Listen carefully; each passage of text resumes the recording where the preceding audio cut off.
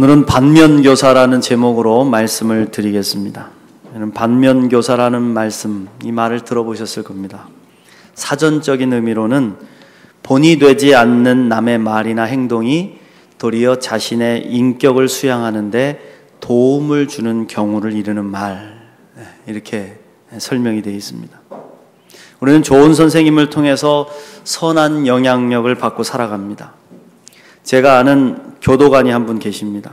지금은 교도관을 그만두시고 목사님이 되셨는데요. 이분이 교도관 시절에 흉악한 범죄를 저지른 청소년들이 수감된 교도소에서 근무를 서셨다고 합니다.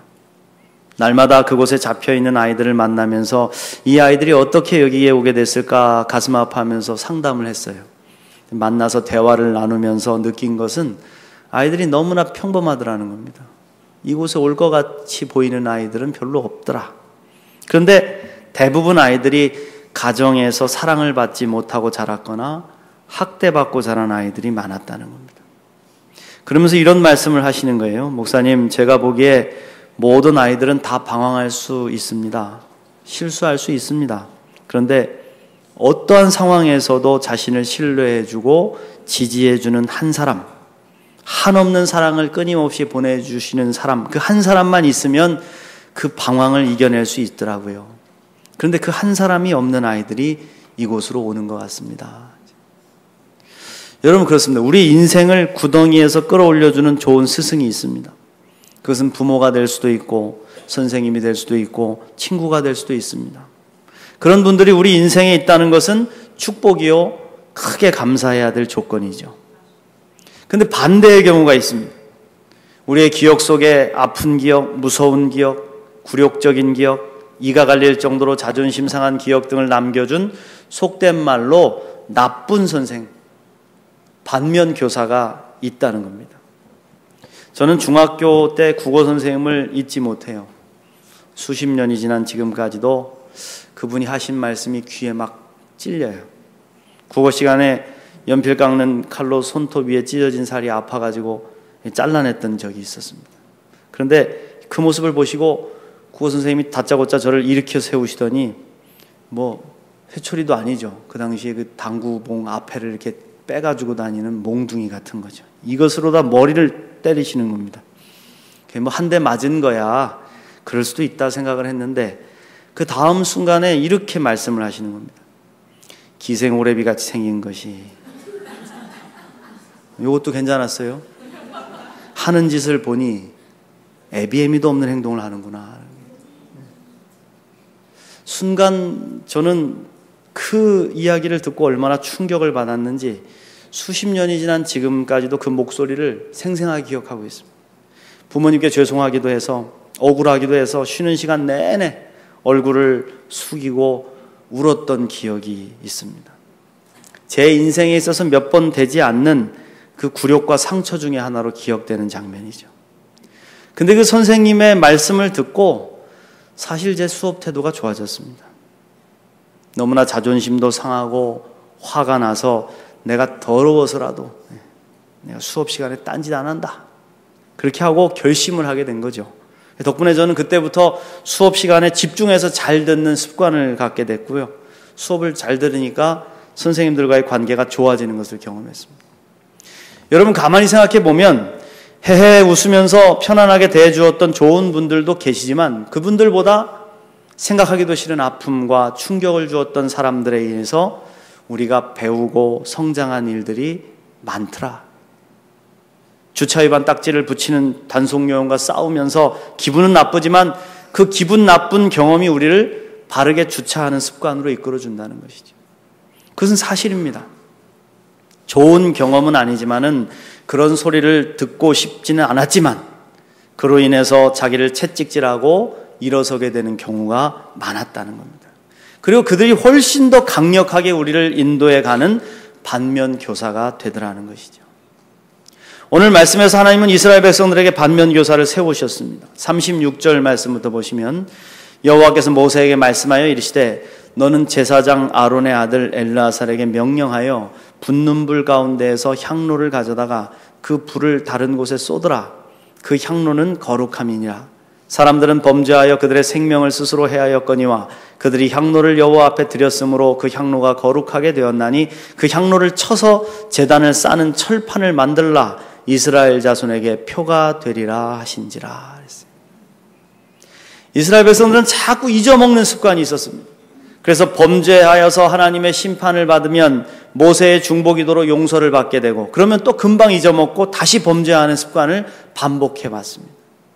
지난 주간에도 말씀드렸듯이 하나님 앞에서 약속의 땅을 악평하고 모세와 아론을 돌로 치려고 했던 백성들이 하나님의 심판을 받아서 많이 죽었어요. 모세와 아론이 엎드려 중보하여 기도함으로 하나님의 진노가 풀려지긴 했지만은 그 당시 원망하고 불평한 이스라엘 백성들은 앞으로 가나안 땅에 결단코 들어가지 못하게 될 것이라는 하나님의 심판을 선포하셨습니다. 이 말씀을 들은 백성들이 후회를 했지만은 때는 늦은 것이죠. 그런데 그들 가운데 레위 자손 중에 고라라는 사람과 르우벤 자손 중에 다단과 아비람이라는 사람이 파당을 만들어 가지고 당을 짓고 모세와 아론을 대적하는 일이 또 벌어지고 맙니다. 그들은 자신들의 죄로 말미암아 가나안 땅에 들어가지 못하게 된 것을 알면서도 모세가 자신들의 왕이 되려고 일을 꾸몄다고 모함을 하기 시작을 해요. 그래서 백성들을 막 소동을 시킵니다. 본래 젖과 꿀이 흐르는 땅은 어디입니까? 가나안이에요. 그 사람들은 뭐라 그러냐? 젖과 꿀이 흐르는 땅은 원래 애굽이었다. 애굽 땅이 젖과 꿀이 흐르는 땅이었는데 모세가 우리를 속여서 이끌어내서 이 광야에서 다 죽게 만들었다. 땅은커녕 포도원도 주지 않고 우리를 속인 사기꾼이다. 그렇게 막 몰아가는 것입니다.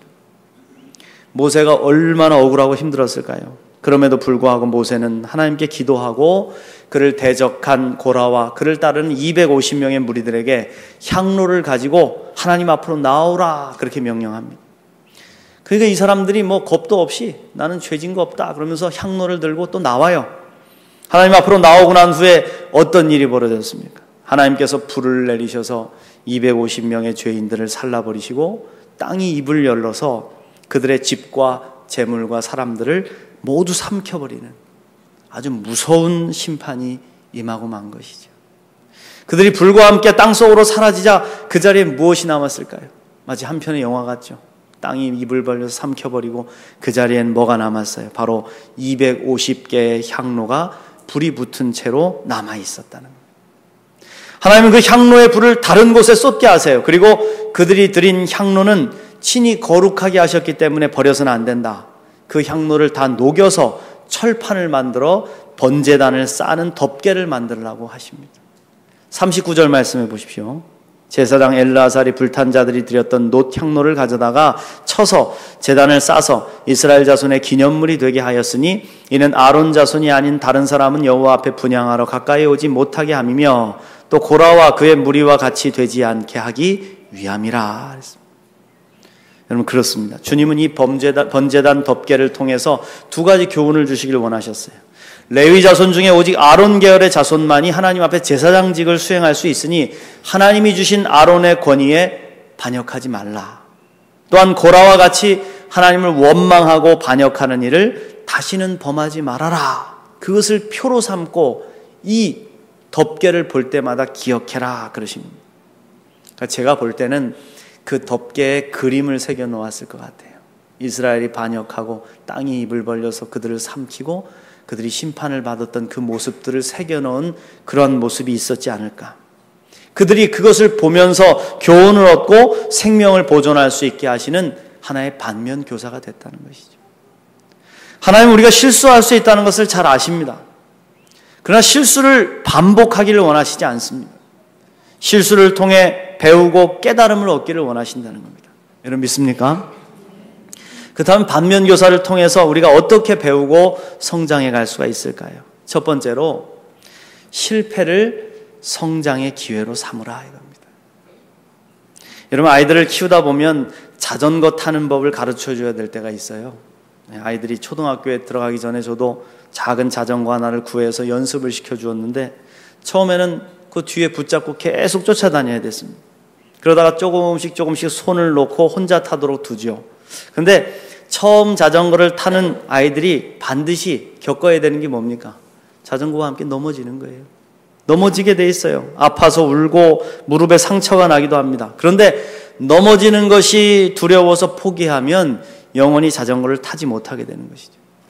자전거 타다 넘어질 수도 있습니다. 그러나 용기를 가지고 다시 일어서서 페달을 계속 밟아가면 어느새 혼자서도 자전거를 탈 수 있는 아이가 되는 것이죠.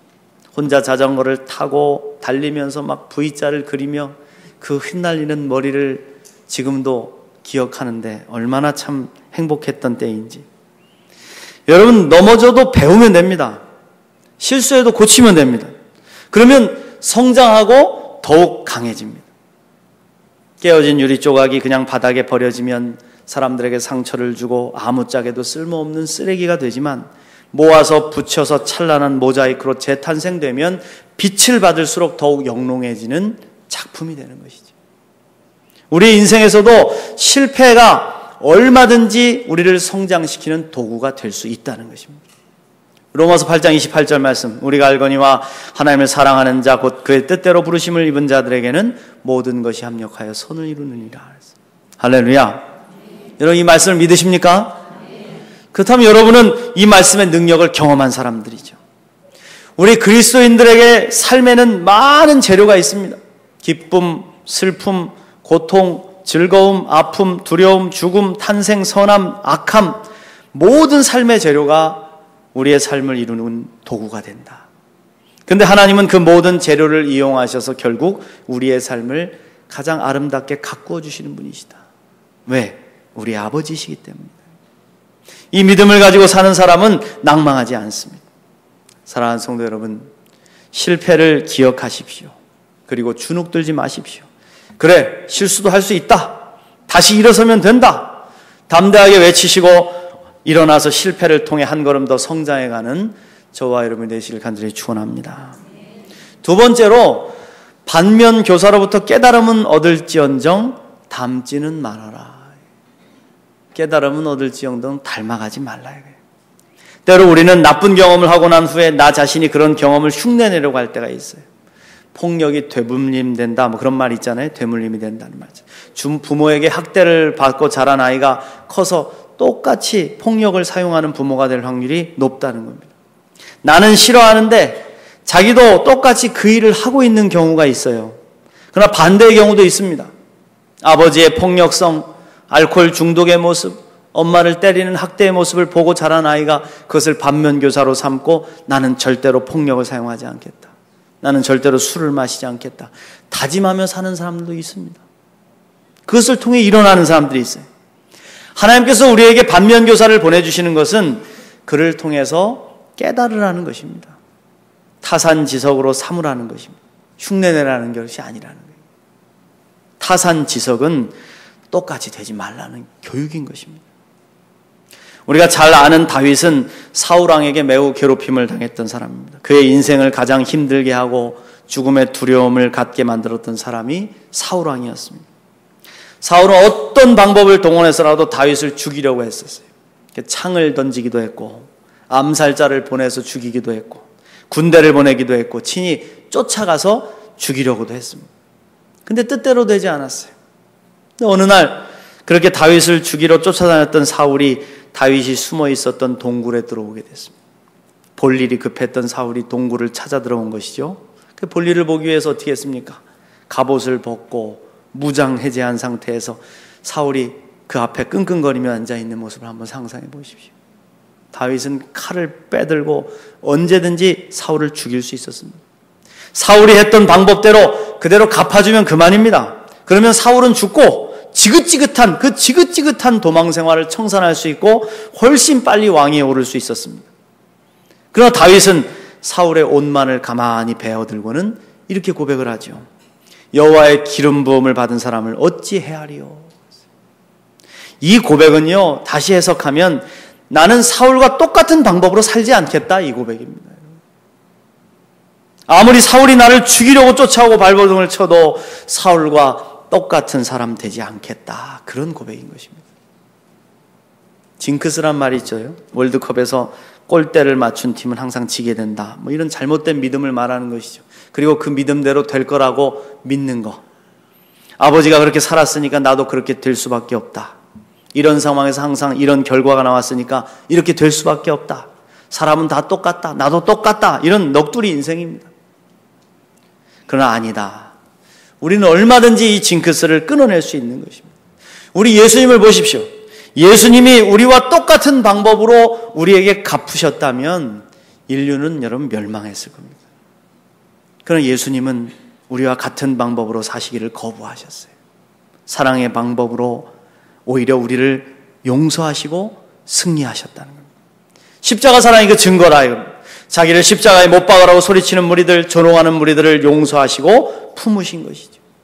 우리 예수님의 십자가를 패배의 십자가라고 말하지 않습니다. 승리의 십자가라고 말합니다.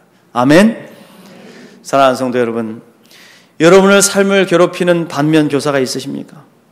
그를 통해서 깨달음을 얻으십시오. 그러나 흉내내지는 마십시오. 예수님의 말씀처럼 도리어 축복하고 용서할 수 있는 담대한 신앙인들이 되시기를 간절히 축원합니다. 마지막으로 반면교사를 품에 품고 중보기도함으로 망할 길에서 건져내야 합니다. 여러분, 반면교사가 필요한 것은 사실이지만 그런 일을 하는 사람이 많다는 것은 공동체에게 불행한 것입니다. 그게 좋은 거겠어요? 우리는 살인자를 보고 악한 일을 행하는 사람들을 보고 교훈을 얻을 수 있어요. 그렇다고 그들이 옳은 일을 행하는 것은 아닙니다. 그들이 가는 길은 결국 망하는 길이죠. 그러므로 좀 더 적극적으로 그들을 가슴에 품고 중보기도함으로 악에서 돌이켜 생명으로 갈 수 있도록 도와줘야 된다. 그런 사람들이 적어지도록 우리가 기도해야 된다 이거예요. 오늘 말씀에서 모세와 아론은 행악자들로 인해 상처를 많이 받았습니다. 그런 그들 앞에서 하나님은 모세와 아론이 옳다는 것을, 그들과 하나님이 함께 하신다는 것을 증거해 보여주셨죠. 그리고 악을 행한 자들은 당장 멸하여 버릴 테니까 모세와 아론아 잠깐 피해 있어라. 저리 비켜라. 내가 당장 저들을 죽일 것이다. 이미 하나님의 진노의 불이 붙은 상태입니다. 그런데 이때 모세와 아론은 하나님 앞에 이스라엘을 가슴에 품고 중보의 기도를 드리기 시작하는 것이죠. 45절 말씀해 보십시오. 너희는 이 회중에게서 떠나라. 내가 순식간에 그들을 멸하려 하노라 하시매 그 두 사람이 엎드리니라. 이에 모세가 아론에게 이르되 너는 향로를 가져다가 제단의 불을 그것에 담고 그 위에 향을 피워가지고 급히 회중에게로 가서 그들을 위하여 속죄하라. 여호와께서 진노하셨으므로 연병이 시작되었음이니라. 아론이 모세의 명령을 따라 향로를 가지고 회중에게로 달려간즉 백성 중에 연병이 시작되었는지라. 이에 백성을 위하여 속죄하고 죽은 자와 산 자 사이에 섰을 때에 연병이 그치니라. 할렐루야. 저는 이 장면을 묵상하면서 가슴이 뭉클해졌습니다. 향로에 향을 피워서 죽어가는 백성들 사이로 막 이리저리 뛰어다니며 속죄의 중보기도를 올리는 아론의 모습을 생각하니까 눈가에 눈물이 맺혔습니다. 죽은 자와 산 자 사이에 서 있는 아론의 모습, 그의 중보기도의 능력을 묵상해 보십시오. 하나님의 마음은 얼마나 뜨거우셨을까요? 결국 그들의 중보기도를 들으시고 하나님은 진노를 그치셨다. 우리의 중보기도가 하나님의 진노의 불을 끄는 줄로 믿습니다.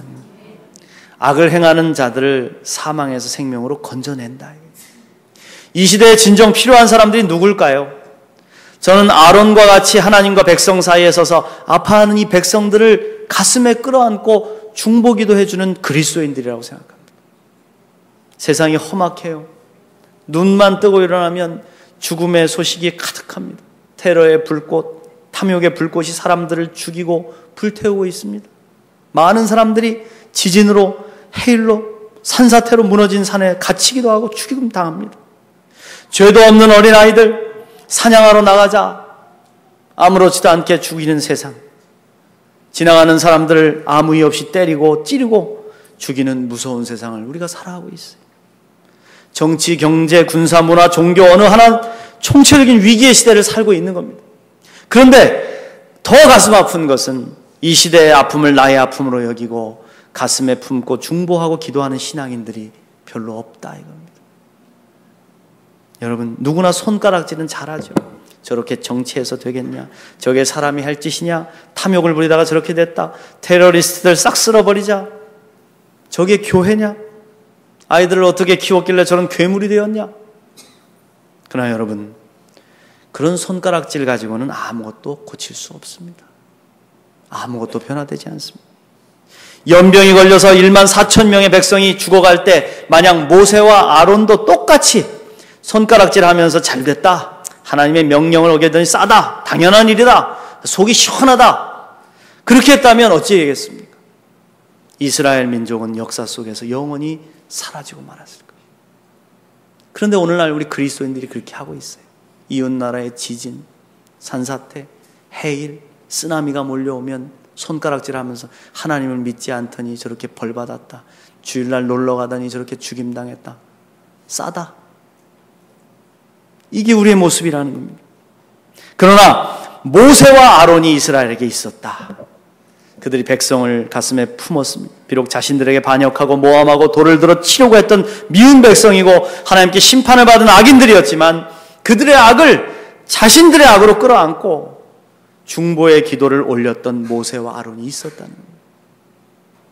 육체의 이탈 화법으로 나하고는 아무 상관이 없는 것처럼 그냥 떠드는 것이 아니라 그 속에 서서, 산자와 죽은 자 사이에 서서 그들을 끌어안고 기도하는 모세와 아론이 있었다.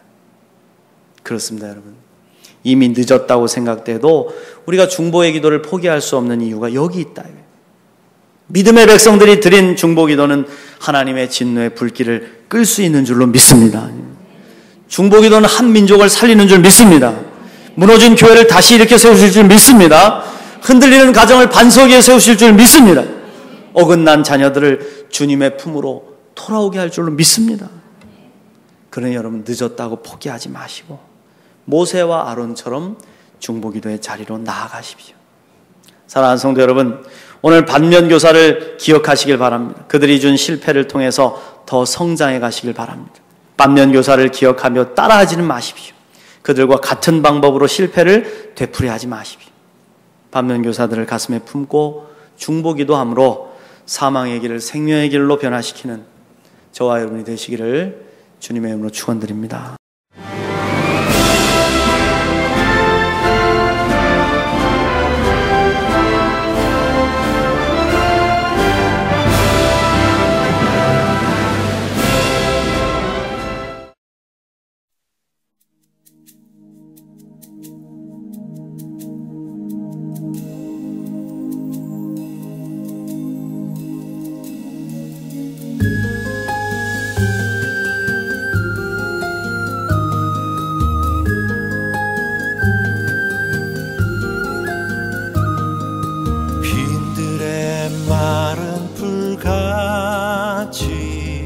시들은 나의 영혼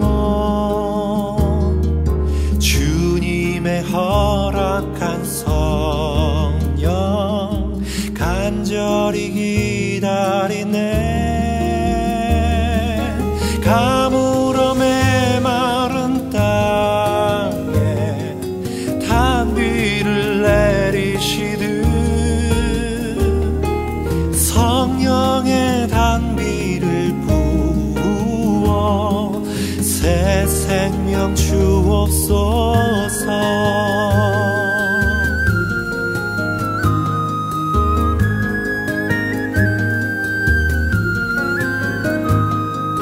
반가운 빗소리 들려 산천이 춤을 추네. 봄비로 내리는 성령 내게도 주옵소서. 가물어 메마른 땅에 단비를 내리시듯 성령의 단비를 부어 새 생명 주옵소서.